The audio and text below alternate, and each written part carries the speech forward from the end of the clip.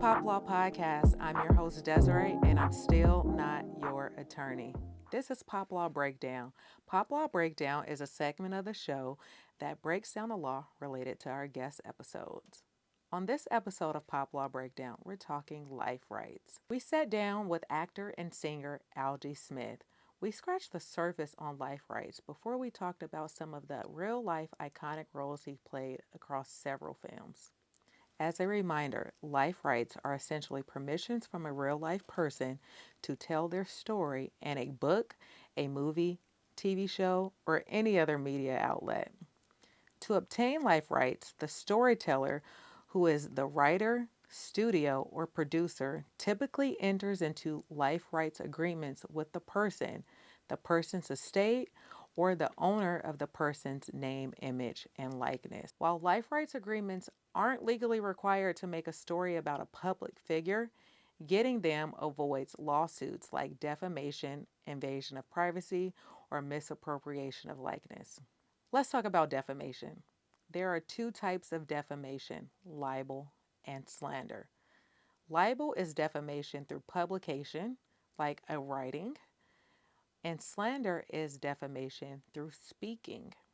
A statement is defamatory if it tends to harm the subject's reputation and make people think less of them or not want to be associated with them at all. Invasion of privacy. Publicizing private facts of the subject's life could expose you to liability if, in fact, it would be highly offensive to a reasonable person.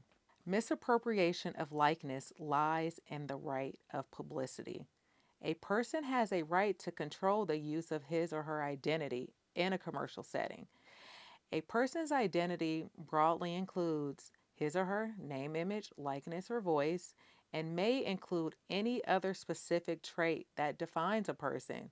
A violation of a person's right of publicity primarily arises in connection with marketing and advertising of the content. Ultimately, the storytelling of a person's life may not infringe on their right of publicity under the protections of the First Amendment's freedom of expression. But to be safe, storytellers should limit their use of a person's name as much as possible. Do not use his or her image unless absolutely necessary, or simply buy the life rights, which gives creators more protection and often grants inside access like interviews, private documents, and unseen parts of their story. Thank you for watching POPLAW Podcast. I'm your host, Desiree, and I'm still not your attorney. Disclaimer: this episode is strictly for entertainment and educational purposes only. It is not to be construed as legal advice in any form. Bye.